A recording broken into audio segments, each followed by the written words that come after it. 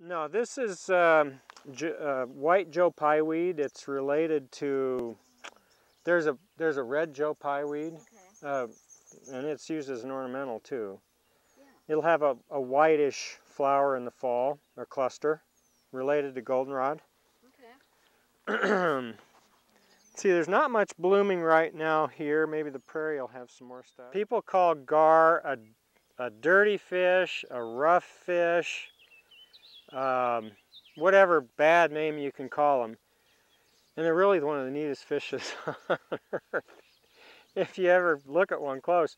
The reason they have, you know, it's like people not liking blackbirds because they're black, or crows because they make noise.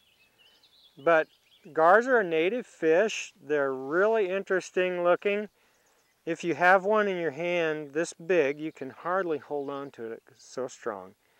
And, you know, of course, kids, if you get one, it's just the most exciting thing they've ever seen. But, you know, their scales are different, their mouth and teeth are different than any fish we have. So if you were a biochemist, an ecologist who was looking at the chemistry, you could maybe figure out the chemistry and cell biology that makes an insect make a plant grow a growth. But it's all about having a place for the insect to overwinter as an egg and a larva. And you'll see the exit hole next spring.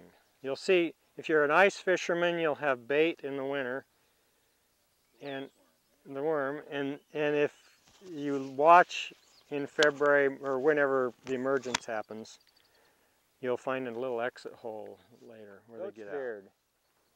I'll make a great big dandelion tuft of beautiful kind of a fluffy head. Not a noxious weed at all.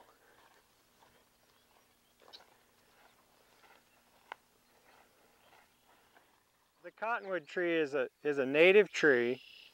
Grows along floodplains. It starts on barren sandbars and then grows into these tall canopy, not back here, tall canopy trees you see along the river.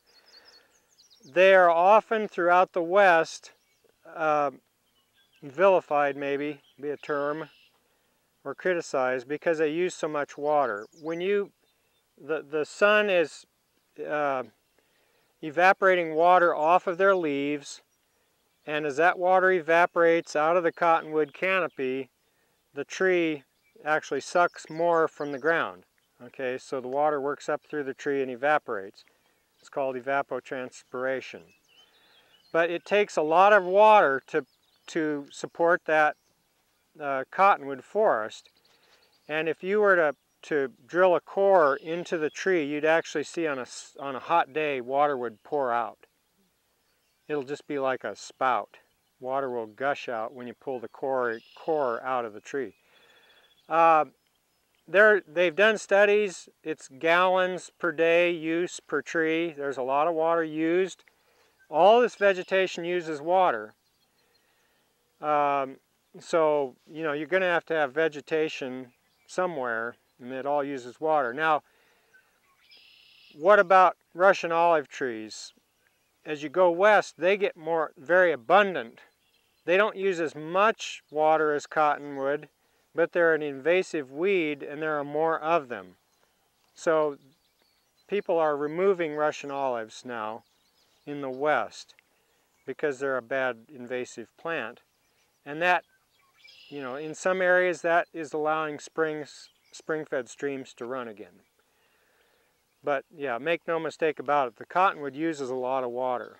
But it's also a native part of this system, and you have to be careful about how you consider whether something has value or not. Sandbar willow, it and cottonwoods both grow on barren sandbars in the river that are wet, just like this trail is kind of moist today. Dump a lot of seeds in June. It's native.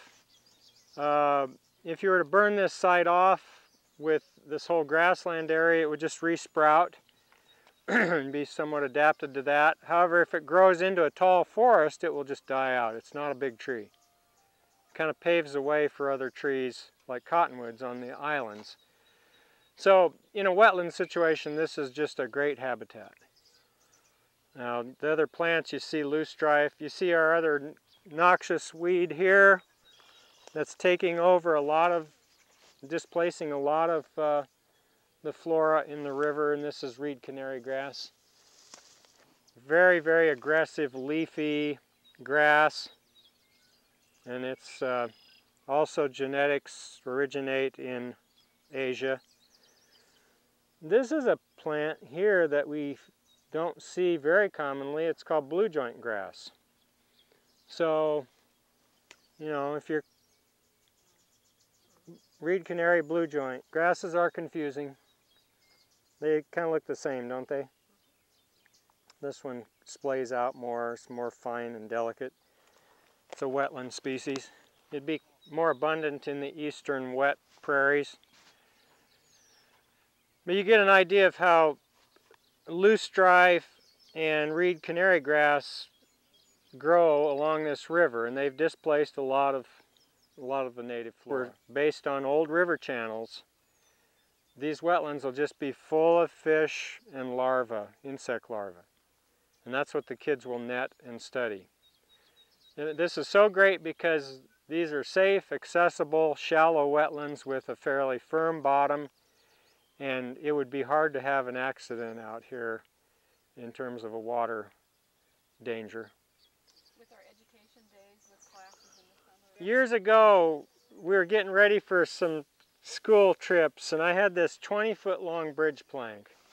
I got these two teachers, we carried it out here to cross one of these sloughs. Well, that was the 1983 floods, and that we never saw that thing again. This is the same thing that happened, although our flows aren't as high as they were then, but they're pretty high. This is the catalpa tree. I'm not sure. I think the origin of the catalpa is in the southern regions of the U.S., and it's moved up the Platte Valley from the Missouri River. Maybe some people planted it too. Very big flowers, big fruits later on, real pretty.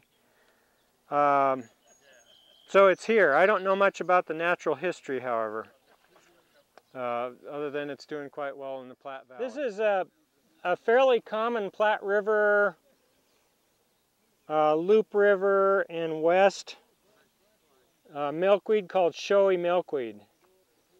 So when you look at milkweeds in the Platte Valley, you'll have common and showy, but this one, the flowers are just enormous. This particular individual is bigger than many. But if you've never smelled a milkweed, this is your chance. And nobody should go through life without smelling one. It's just a sweet, wonderful smell. Yeah, you can get in the film. You smelled a milkweed, though. We have them growing up. Yeah, they are. I'll bet we don't even want to ask how many people in the world have. If they make a pod, the seed is good. During the worst droughts, if there's a milkweed pod, it's got good seed. It's amazing. At least the commonest ones. There's, on Griffith Prairie, I think there's 2, 3, 4, 5. There's got to be 7 or 8 species of milkweed.